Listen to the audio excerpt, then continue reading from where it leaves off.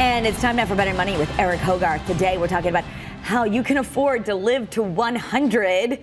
We're all living a little longer. Eric is a certified financial planner and partner at Johnson Brunetti. Thank you so much for being with us. Thanks for having me. You know, years ago, people retired at 60-something. They thought they were going to die at 70, 72. That's not happening anymore. So we're always worried about, are you going to outlive your money? That is the number one concern. You read all these articles and all these surveys. We ask it's the number one concern of people retiring is, are we going to outlive what we've saved? Yeah. So number one, you've got some tips, okay? And number one, you say downshift your work at 65, possibly part-time work or less demanding work. You're not saying quit, you say downshift. Is that different? We talk retirement every day. And a lot of times it's, I want to retire as quickly as possible. Now, statistically, people that work longer live longer, and it's an activity thing. Not that you're planning to sit on the couch for the rest of life, but if you're going to continue to work, think about, and a lot of times it's shifting not because you need to work, but you want to, is what you're going to be doing and what strain that's going to put on you. But it's nice to have that extra income coming in, of course. Yeah,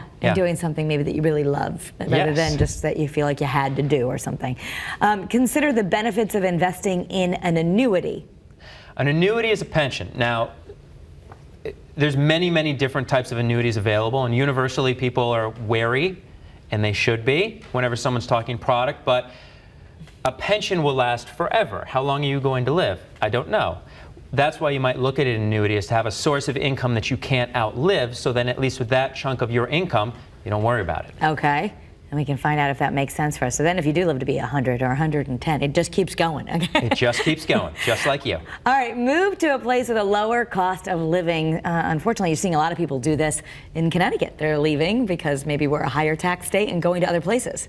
We are a higher tax state. I love Connecticut. You know, I'm from here, but it's expensive. And a lot of people ask us the questions of, should we retire here? And what keeps people here is not the cost of living. It's family, community, grandchildren, things like that. But there's many, many states that are more tax advantaged, not just from a tax standpoint, but a cost of living. We're talking about property tax and how far your income will go for you. Yeah. So those are things to take into consideration, is not just when you're going to retire, but where you're going to retire, of course. So sometimes the advice that you give people is it's best for you to move someplace else.